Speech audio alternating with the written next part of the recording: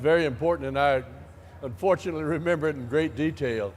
You know, we were supposed to go in on the 4th of June, but real bad weather got in the way, and it had to be delayed until the 6th of June. So we were pretty well prepared as far as loading the planes were concerned. That had been one of my jobs, and we had cross-trained with the Navy so that the Navy guns could support our parachute drop and be there with heavy long-range weapons to help us. We'd completed all of that. On the 5th of June, we began to, at noontime, they fed us real well, so we knew it would got to be close. They had us blacken our faces. We knew that that must mean we're even closer. And after lunch, my commanding officer, Colonel Johnson, got up on a stump in our sealed-in area and made a rousing speech that I've forgotten exactly the words, but I remember the vigor that he had in it. And then we all sort of went back to our little tents and foxholes and there in Merrifield, England, and got our last adjustment to our equipment and did the things that you need to go before you go into something like that. And we talked over our plans and all of that. And as I was cleaning up my junk, I had 2 cans of beer left. I had gotten those, the Navy had given them to me for working with them on the cross-training of the observers to direct their Navy fire. They actually gave me a whole case, but we were down to 2 by that time. Anyway, I said, I'm not going to leave them here. I'll stuck them in my gas mask, and I did. And I carried those 2 cans with me. I'm sure I've been court-martialed had anybody caught me, but fortunately nobody did or cared. Anyway, around 9 p.m. or 2100 hours, as we used to say, we started walking up the hill out of the little tree-covered area we'd been in and loading on our planes. There were 100 planes, 18 of us to a plane. There were a few extra planes in case any of them conked out during the warm-up period. And about 9:30 or 10 o'clock p.m., we started taking off.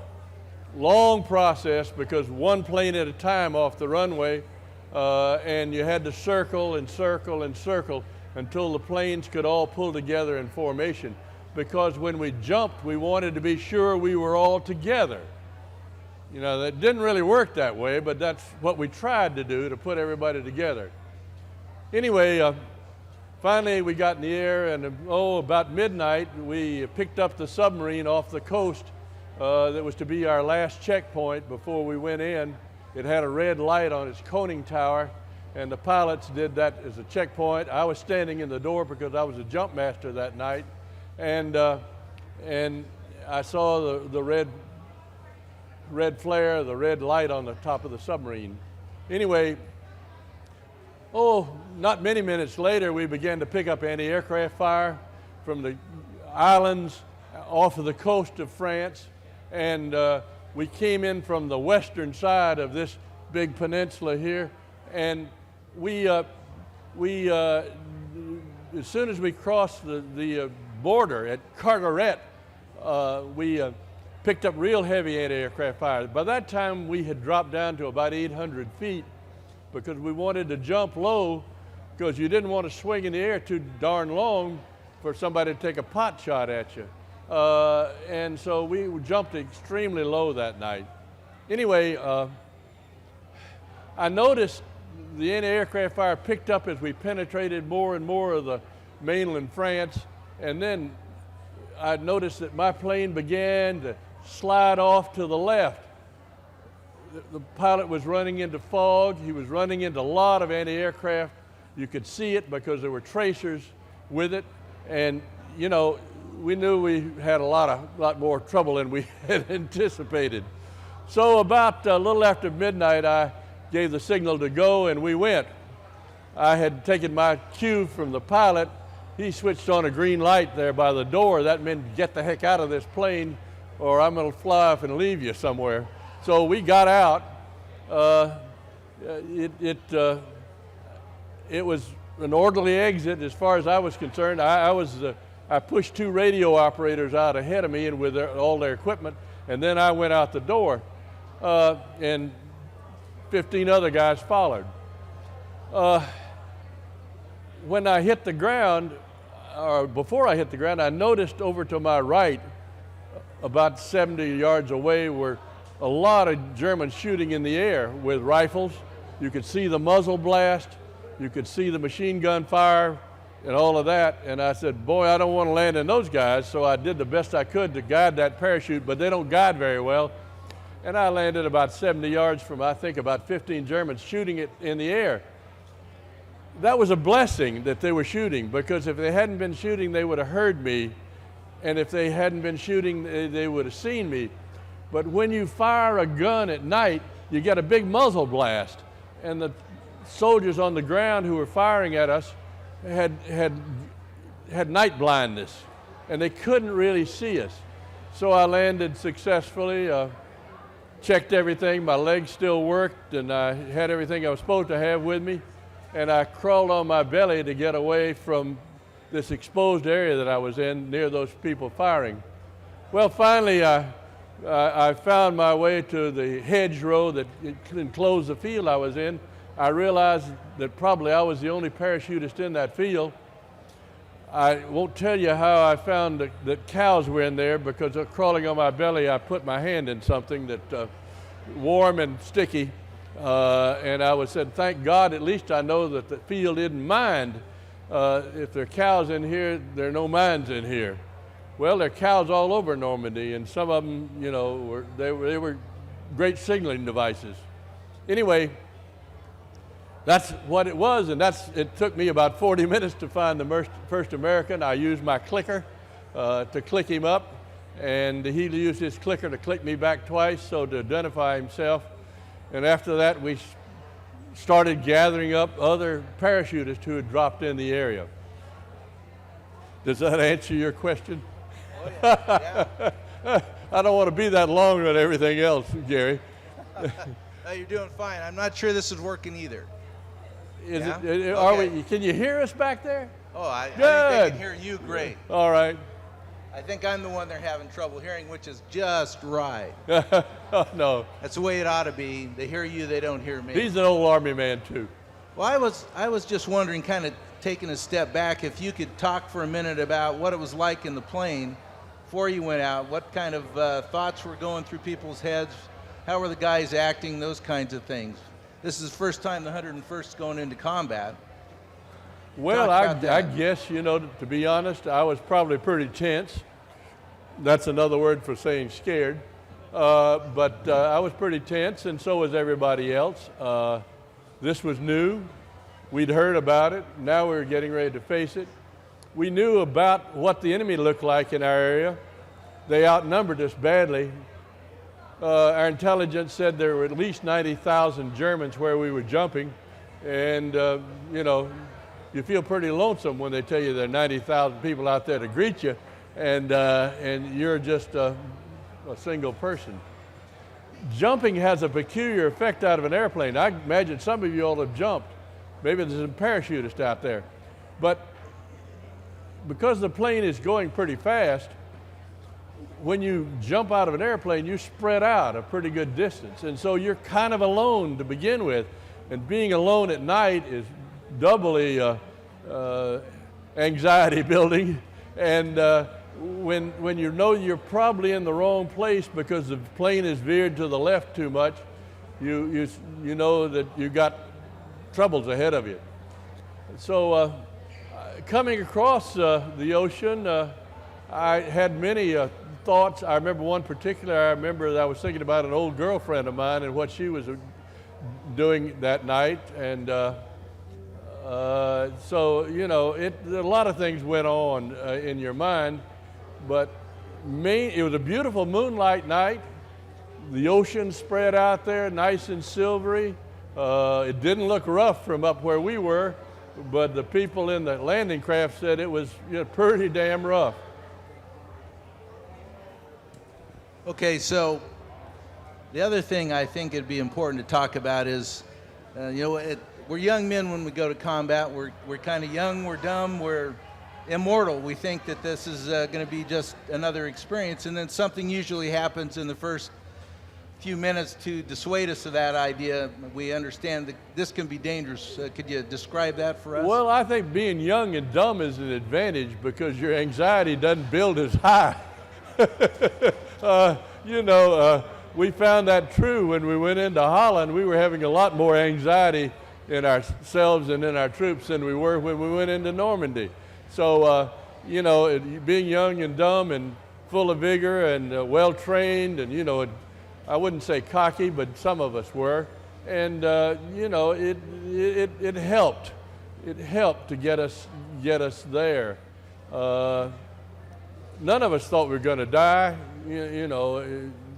Some never even knew they died. I'm a survivor. Well, now up on that. Thank you. Thank you. I appreciate it. One last question, and then we'll take some questions from the audience. All right. Up there on that map, it looks so clean and pretty. All of the patches are right there together, and the drop zones are right there. Let's talk a little bit about how tough it was to get your units together. All right, let me. I don't know how many of you can see this map. Can you see it back there? Okay. Well, not on this map. Up here is England. And this is a peninsula that sticks out into the Atlantic Ocean. And this is France's biggest port up here. This was our objective. We had to have a port and have it quickly and put it in operation because we could never have landed enough men and equipment across these beaches to support the kind of effort that it took to break out of this pocket that we were in. So England's up here. We flew from that direction. We came in across this post, and I was supposed to drop down in here. This is my unit in here. I actually dropped way over here. It doesn't look like much on this map, but it was a long walk. There were lots of unfriendly folk in between, and it took quite some time to actually catch up with my unit. But we had 2 missions that day, and before I talk about the mission, let me show you the troops that we had up here. This is General Montgomery. He was the overall commander of the invasion. Now, some of you are going to say, well, why did we Americans have a British general? Well, he was the most combat experienced general of the time. He was a good commander. He knew what the heck he was doing, and he knew how to give the orders. So he was the overall commander. And over here was General Bradley. He commanded all the Army U.S. forces. And over here is General Dempsey, and he commanded all the British forces in the invasion, direct command. Now, this is a British beach. This is a Canadian beach. This is a British beach. This is bloody Omaha. This is where we lost more people in D-Day than any other place. And this is Utah Beach. Now, I said Cherbourg was our objective. We had to get Cherbourg and get it quick and put it into operation as quickly as we could, or you just couldn't bring in the logistics support or the manpower support that you needed to get out of this invasion situation. So, really the main effort was right here. These efforts were holding efforts. That doesn't mean that any less killed. In fact, more were killed right here than any one spot. But they were only supposed to drive in far enough so that the beaches here would be out of German artillery range and out of rifle fire, machine gun fire, of course. And we had a job, a twofold job. The 101st Airborne Division was tasked for 2 purposes that night. We had dropped on top of the Germans. We had to move up to this beach and open these beaches from the rear. That's because there was a barrier behind the beaches that caused the soldiers to have to cross some narrow causeways, and they would just been sitting ducks for the German defenders of those causeways. And so our job was to catch those causeways from the rear, open up as many of these gun emplacements along here from the rear, and get the heck out of there before the Air Force bombed the hell out of it and before the Navy shot the hell out of it. So that was our job on the beach. We also had to secure this river line, which shows on this map. Now, the river line is much broader in actuality than this blue line. That river that night was about a mile wide, and is anything from a few inches deep to over your head deep. And that was to be our defensive line to keep the Germans from moving all of the reinforcements they had down here, their tank divisions and everything else, into the battle area. This river was very, very important, and it was controlled by bridges, and the depth of it was controlled by a dike down here, a dam, whatever you call it, something to hold the river back and spread it out. And so the Germans had used that as one of their defenses, and we wanted to use it as our defense, that broad river line, to keep the Germans from sending in reinforcements real quick. That we did. We didn't do it according to our plan, but it worked. And I think it worked because everybody knew what the objective was, and if they dropped in the wrong place, they moved to try to do what was nearest to them. And so, in confusion, we opened up this beach right here, this one with these 2 arrows on it, and sort of opened up this beach.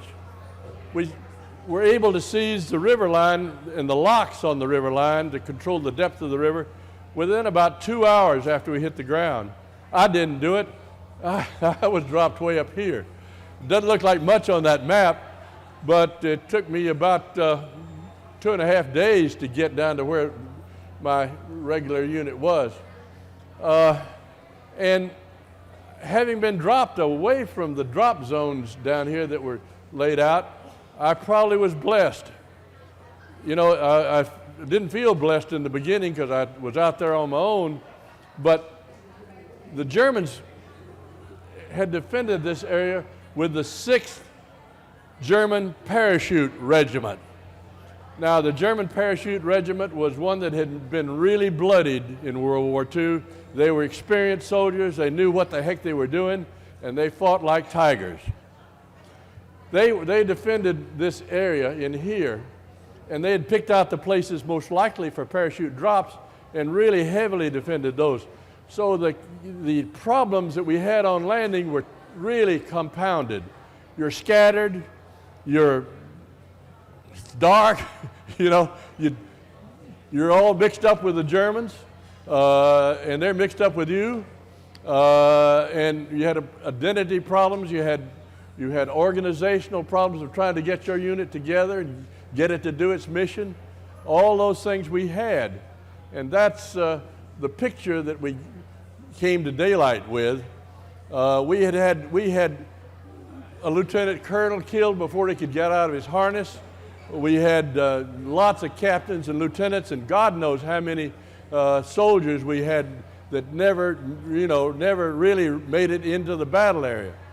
They paid the price, but we got the job done anyhow.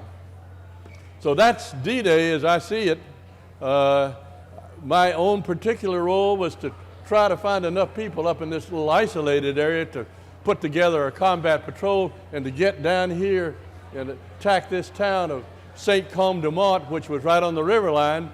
And it took me about an hour and a half to get enough people together to do anything constructive. We hit the highway, came down the highway, ran into Saint-Côme-du-Mont, and ran into a perfect German ambush. They just shot the hell out of us. And, but we escaped from that ambush, were able to set up a defense on the road, and kept the Germans from moving up and down this road that connected Saint-Côme-du-Mont or the river line with Saint-Mire-Église. So that's my story of that. I want to tell you soldiers out there, you World War II soldiers, please, if you haven't told your story, tell it, write it. Go to the Veterans History Project and say, I got something I want to talk about. They want to hear from you. They'll preserve your records in the Library of Congress, which is probably the oldest institution in the United States. Not as old as the Army, but it's an old institution. And they will present it to your heirs, to everybody else that's inquisitive about what happened in World War II. Tell your story, because maybe some future leader will read it and understand that war ain't fun, that war is tough, that lots of people get killed, and you got to think carefully before you get engaged in anything like that. I know you've got those stories in you. I know you've got those stories in you, and they're important that they be preserved. You never can tell what you say may influence history in the future. Thank you so much for being here and for enjoying this day. See you at the dedication.